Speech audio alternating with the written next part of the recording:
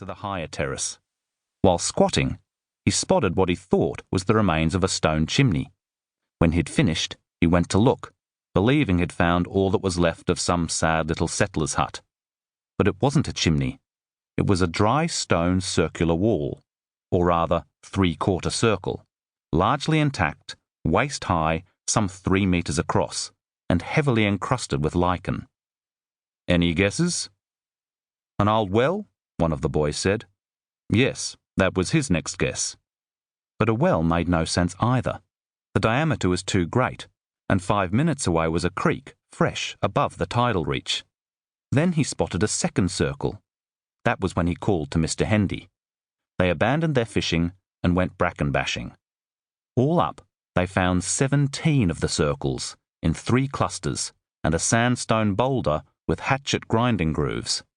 Fortunately, Mr. Hendy had seen hatchet grooves before.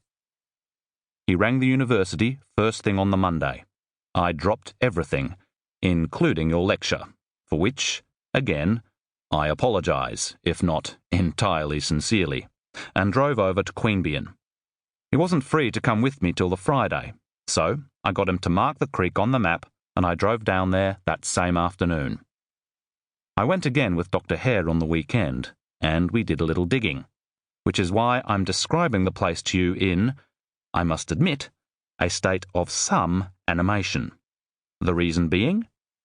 He beckoned urgently with both hands. Anyone? "They're houses," someone behind Annette murmured. "Precisely. Having sat in one. Thank you. Stone houses. In this land of the wandering nomad." The 2 women sprinted against the lights across Barry Drive.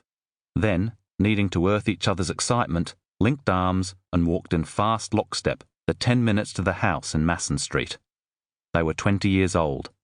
The blonde one, and the taller, was Annette Cooley. The dark one was Susan Kleemer. They'd met in their first prehistory tutorial, where each quickly learned, to her annoyance, that the other, too, had read Prehistoric Societies from cover to cover. No one else had ventured beyond the prescribed Chapter 1. In the union afterwards, over bad coffee, Susan had put bluntly to Annette that friendship would be more advantageous to them both than competing. They were then living on campus, in different colleges. Already, each was sick of the institutional food and the constant partying. Sue found the house, a tiny mock Californian bungalow, with mustard yellow stucco walls and surrounded by dead lawn. The science buffhead then vainly pursuing Sue, Vince, declared it the ugliest house he'd ever set eyes on, thereby endearing it to them both. And ugly meant unwanted, and unwanted meant cheap. They'd been its tenants now for 2 years, and the rent hadn't budged.